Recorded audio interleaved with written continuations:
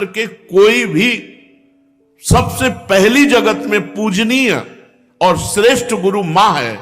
इसलिए उन दुर्बुद्धि, उन दुराचारी, उन नरकगामी पुरुषों की क्या बात करें जो अपने मां के ऊपर हाथ उठा देते हैं, जो अपने मां को कटुवचन कहते हैं। मां जैसा 9 महीने गर्भ में रखा, इसके बाद हमारा कितने वर्षों तक मलमूत्र फेंकती रही, अपने रक्त को दूध बनाकर हमें पिलाकर पोषण करती रही। उस मां का अब जब सेवा करने का अवसर आता है, अनाथ आश्रम भेजा। हम माना तो 10 लाख रुपया, 100 लाख रुपया जमा कर देगा अनाथ आश्रम में, उनकी खूब सेवा होगी। लेकिन प्यार, अपना पुत्र अगर 2 रोटी लेकर के आए मुस्कुरा करके, मां कैसी हो, इससे बढ़कर के रुपया पैसा और सुविधा नहीं होती। प्यार कौन देगा? तुम बच्चे थे, तुम्हें अनाथ आश्रम में भेज जाती, जाकर के पैसा जमा कर देती, तेरा हालत क्या होता। आज जब मां की सेवा का अवसर आया, ये जवान लोग वीआईपी बनते हैं। ये धर्म है, धर्म निश्चित अपना प्रभाव दिखा कर रहता है। तो अधर्म करोगे तो दंड मिले। सबसे पहली बात समझ लो, मां, जिसके मां हो और कोई देवी देवता पूजने की जरूरत नहीं, पूजो तो तुम्हारे भाग्य की बात है, लेकिन सबसे बड़ी देवी मां है, सबसे बड़ी पूजा मां है। अगर अपनी मां की सेवा कर ली तो भगवान को प्रसन्न कर लिया। मान जाओ हमारी बात, जहां तक हमारी आवाज पहुंचती हो, अगर तुम्हारी मां हो तो चूकना मत। मां का आशीर्वाद ले लो, विश्व ब्रह्मांड में कभी परास्त नहीं होगे। मां महामहिम गुरु है। हां, अगर आप वृंदावन वास करते हो, अपनी मां को पास रखो। जैसी भी परिस्थिति हो, उस परिस्थिति से अपनी मां की सेवा करो, अपने पिता की सेवा करो। संन्यास लेने पर वो पिता सन्यासी बालक के साष्टांग दंडवत करेगा, लेकिन वो बालक अपनी मां को साष्टांग दंडवत करेगा। ये बहुत बड़ी महिमा मां की है। पूज्य बाबा कह रहे हैं, इसलिए मां को इस मनुष्य लोक में प्रथम देवता, प्रथम गुरु मानना चाहिए। मातृ देवो भव हमारा वेद कहता है, और पितृ देवो भव। अपने माता पिता की जिसने सेवा नहीं की, आज्ञा नहीं मानी, मनमानी आचरण किए, वो कभी सफल नहीं हो सकता, किसी भी मार्ग में सफल नहीं हो सकता। पूरा जीवन रुपया कमा करके अपने बेटे को बाबूजी बनाना चाहो, बेटे ने जब बूढ़ा अवस्था आई, पानी देने की अवस्था आई, तो घर से निकाल दिया। माता पिता की आराधना करना ये भगवत भक्ति है। पुंडरीक जी महाराष्ट्र में अपने माता पिता को भगवान मान करके उन्हीं की 8 पैर सेवा में रहते। तो आज भी जो विट्ठल भगवान है, उन्हीं को दर्शन देने के लिए गए थे। एक ईंट डाल दी, उसी ईंट में खड़े हो गए। ऐसे आज भी खड़े हैं। ऐसे कहा, जब माता पिता की सेवा पूर्ण हो जाएगी तब महाराज आपके दर्शन करेंगे। माता पिता भगवान का स्वरूप हैं। ये आज जो वातावरण बदल रहा है, बहुत गुस्सा लगती है जब देखने को मिलता है कि जवान बहू और बेटा मिलकर के बूढ़ी मां को मार रहे हैं। वो बेचारी उठ नहीं सकती, वो हिल नहीं सकती। अंतिम समय तक या तो जलोगे ऐसी जगह जहां बचाने वाला कोई नहीं होगा, या सड़ोगे। ऐसे अधर्म करने वाले को कभी और हम कहते हैं, उस मां से पूछ लो जिसको तुमने मारा है, उसी मां से पूछ लो कि बोलो इसको क्या दंड दें, तो यही कहेगी कि कभी मत दंड देना। वो पिटते हुए भी यही कहेगी कि तू सुरक्षित रहे, तू सुरक्षित रहे। एक मां को मारा तो दूसरे भाई ने रिपोर्ट कर दी, पुलिस आई, मां से पूछ रहे, तुम्हें मारा? नहीं, मारा नहीं, बातचीत हो रही थी, ऐसे धक्का लग गया। धक्का दिया? नहीं, हमारा धक्का उसको लग गया। छोटा लड़का कह रहा है कि इतना जोर से डंडों से मारा, इसके शरीर को देख लो कितने डंडे पर। चुप। मां का स्वरूप क्या होता है, समझो क्या स्वरूप होता है। पीट के अपमानित होके भी अपने बेटे को अपमानित और पीटने की इच्छा नहीं है। ऐसी वात्सल्यमयी मां को, ऐसे पिता को जो मेहनत करके कमाते, अपने बच्चे का पोषण किया और वो जवान हुए, डंडों से मारते हैं घर के बाहर। अरे राधा राधा, ऐसे दृश्य देखने को मिलते हैं ना। ये खा करके सब जवान हुए हो, और अब माता पिता की सेवा का अवसर आए तो मुंह चुराए घूमते हो। मुंह चुराने का समय नहीं है, अपने कर्ज उतारने का समय है, ऋण उतारने का समय है। अब माता पिता की सेवा कर लो, मातृ ऋण पितृ ऋण से उऋण हो जाओगे। हमने आपको कई बार सुनाया है, एक कश्यप नाम के ऋषि थे, महाभारत में है, तो तपस्या परायण थे। तो जिस वृक्ष के नीचे तपस्या कर रहे थे, ऊपर बगुली बैठी हुई थी, बगुला जो टांग उठाकर ध्यानस्थ रहता है मछली के लिए, तो बीट ऊपर गिरा करके तो क्रोध भरी दृष्टि से देखा, तत्काल आग लग गई, बगुली भस्म होकर नीचे गिर गई। तप का प्रभाव होता है। अब उनको बड़ा गर्व हुआ कि नहीं, काफी हम सिद्ध हो चुके हैं, बगुली भस्म हो गई। उठे भिक्षा के लिए गए तो एक दरवाजे में जाके भिक्षाम देहि, तो एक बहू निकली। उसने कहा भगवान कुछ क्षण रुकिए, अभी बना करके लाए। बड़े मृदु वचन से उनका सम्मान करते हुए अंदर गई तो दूसरे दरवाजे से उसका पति आ गया। जब भी पति आए, पति की आराधना, उनको जल पिलाया, आसन पे बैठाला, फिर इतने में कुछ समय लगा और कहा भगवान आपके घर के दरवाजे अतिथि देव विराजमान है, आज्ञा हो तो भोजन। अरे उनका पहले अतिथि देवो भव, अतिथि की सेवा करो। अब वो गए, इतना विलंब क्यों किया? उनका हमारे पति देव आ गए। तू मुझे समझते नहीं है, इतना विलंब क्यों किया? बोले महाराज जानती हूं उस वृक्ष की बगुली नहीं हूं कि तुम्हारी आंख टेढ़ी करने से भस्म हो जाऊंगी। और उनके होश उड़ गए कि ये बात तो केवल हम जानते, दूसरा कोई जानता ही। तो उनका तुम कैसे जाने?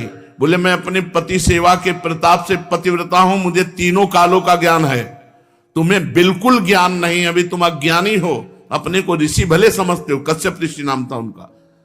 जाओ, तुम्हें अगर ज्ञान प्राप्त करना है तो जाओ, वहां एक कसाई रहते हैं, वो तुम्हें ज्ञान प्रदान करेंगे।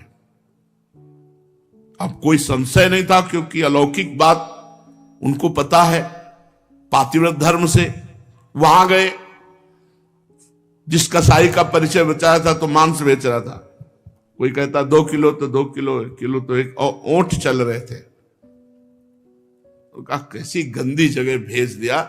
चलने लगे तो कहा कश्यप ऋषि।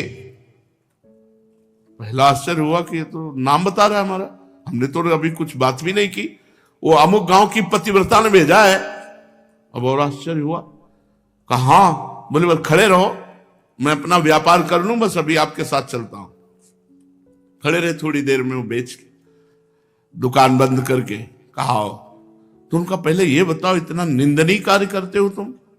तो उनका मेरा जन्म हुआ है इसी कुल में, मैं हिंसा नहीं करता, मैं मांस लाता हूं और बेचता हूं और अपने परिवार का पोषण करता हूं, क्योंकि मैं ऐसे कुल में जन्मा हूं। तो उनका तुमको ये कैसे पता चल गया मेरा कश्यप नाम है? बोले आपका नहीं, आपके बाप का, आपके पुरखों तक का हमको पता है। और ये कैसे पता चला कि वो बहू ने आपको कहा है ऐसा? बोले मुझे तीनों काल का ज्ञान है, भूत भविष्य वर्तमान। बोले इतना निंदनीय कार्य करते हो और तीनों काल का? बोले हर समय नाम जप करता रहता हूं और अपने कुल के अनुसार व्यापार करता हूं, और मेरी प्रधान पूजा, चलो घर देखो। जब घर में गए तो श्वेत पलंग पर बूढ़े माता पिता सजाए देवता की तरह बैठे थे। जाके साष्टांग दंडवत की और कहा मां आपके घर में अतिथि आए हैं, उनका अतिथि से मिलो और सेवा करो। उनका ये हमारे भगवान है, 8 पहर इनकी पूजा करता हूं, अपने माता पिता की, और अपने कुल के अनुसार आचरण करता हूं और निरंतर नाम जप करता हूं। उसके प्रताप से मुझे तीनों काल का ज्ञान है, भूत भविष्य वर्तमान। तुम अपने माता पिता को छोड़ करके तपस्या के लिए निकले हो, और वो भी अंधे हैं तुम्हारे माता पिता, जो स्वयं पानी नहीं ले सकते। तुम्हें कभी न परम पद मिलेगा, न स्वर्ग मिलेगा, नरक मिलेगा तुम्हें। उसी समय वापस हो गए। और जब माता पिता का शरीर पूरा हुआ तब पुनः तपस्या में लगे। माता पिता भगवान का स्वरूप है। स्वयं प्रात काल उठी कै रघुनाथा, मातु पिता गुरु ना वही माथा। अपने माता, अपने पिता, अपने गुरुदेव के चरणों में स्वयं राम जी महाराज मस्तक रखते थे। प्रात काल उठ करके सबसे पहले अपने माता पिता की जो आज्ञा का उल्लंघन करते हैं उन्हें कभी सदगति प्राप्त नहीं होती।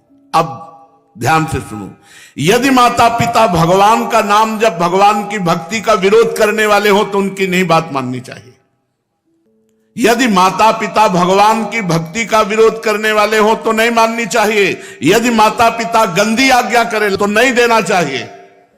रोटी दाल खाओ, नहीं चाहे उपवास करके मर जाओ, तुम्हें मुर्गा और बकरी नहीं देंगे आके, तुम्हें शराब नहीं पिलाएंगे आके। एक तरफ भक्ति का वर्णन किया, अब ये वर्णन किया उनके दुष्परिणाम। और अगर माता पिता गलत आज्ञा करते हैं तो नहीं, पानी पी के रहो, ऐसे रहो, शराब तुम्हें नहीं देंगे, मांस तुम्हें नहीं देंगे। क्यों गलत आदत बनाई? जो धर्म विरुद्ध है वो हम तुम्हें लाके नहीं दे सकते। यदि माता पिता भक्ति विरोधी हो तो उनकी बात नहीं माननी चाहिए। सेवा करने की बात नहीं कह रहे, सेवा करो, बात मत मानो। यदि भक्ति विरोधी है तो बात मत मानो।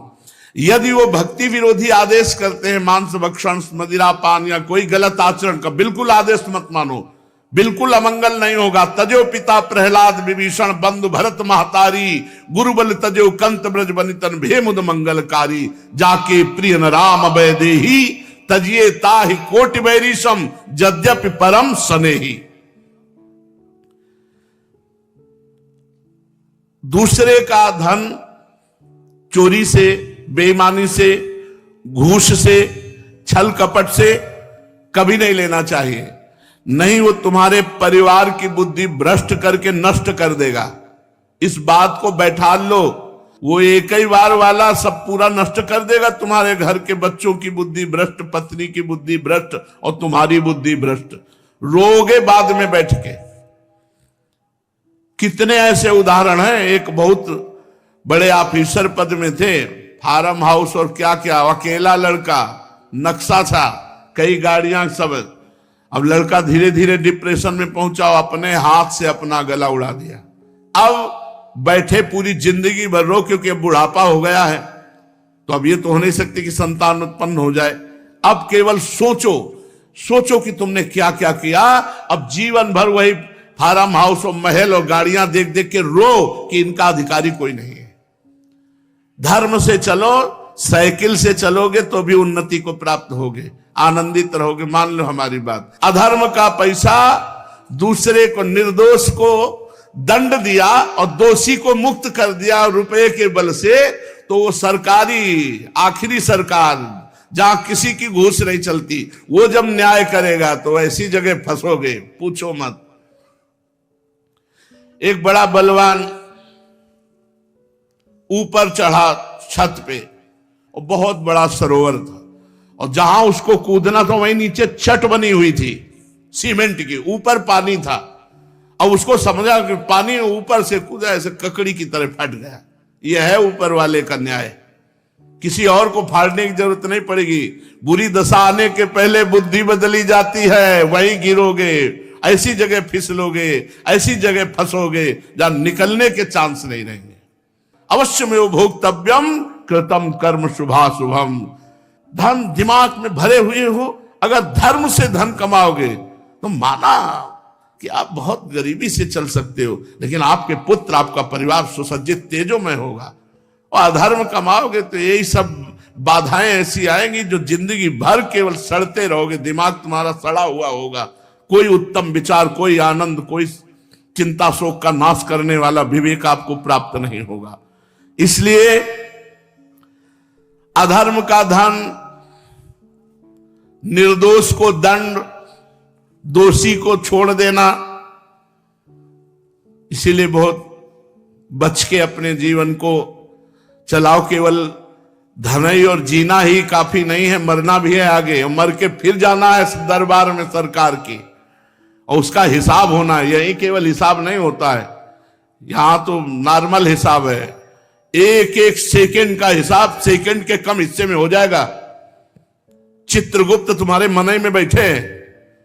ये चित्रगुप्त वो है जो तुम्हारे मन रूपी सीसी कैमरे में पूरे अनेक जन्मों की सीन सहित सब बातें भरी है।